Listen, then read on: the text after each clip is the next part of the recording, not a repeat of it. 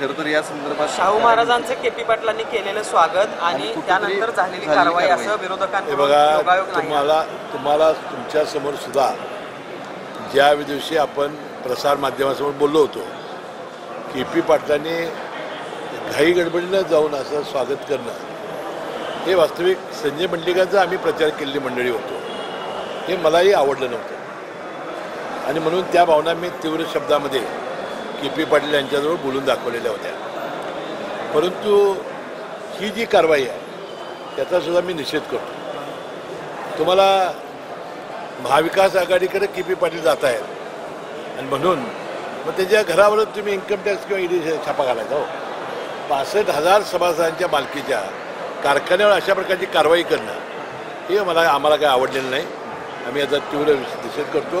KP पाटलाच्या मालकीचा दुधंगा बेदगा कारखाना नाही, हा 65,000 सभासदांच्या मालकीचा आहे.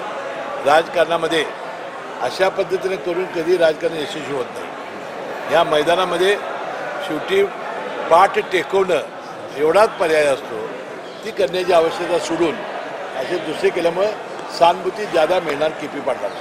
म्हणजे ह्यामागे ज्या पद्धतीनं केपी पाटील महाविकास आघाडीच्या वाटेवर असल्याच्या चर्चा आहेत आणि म्हणून ही कारवाई झाली असं बोललं जाते. मग ह्या तथ्य आहे म्हणायचं का? आता त्या पद्धतीनंच असं दिसते ना. यापूर्वीसुद्धा 6 महिने लायसन्स अडवलेलं होतं. अनेक हे पद्धत बरोबर नाही, योग्य नाही.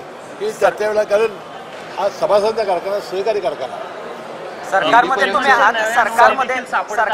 तुम्ही आहात, मग या विषयाबद्दल तुम्ही काही वरिष्ठांशी बोलणार आहात का? कारण मी त्या मंत्री महोदयाशी बोलेन. वास्तविक अशा सहकारी कारखान्याला घालणं बरोबर नाही. तुम्हाला व्यक्तिगत काय कारवाई करायची केपी पाटलावर करावी ना.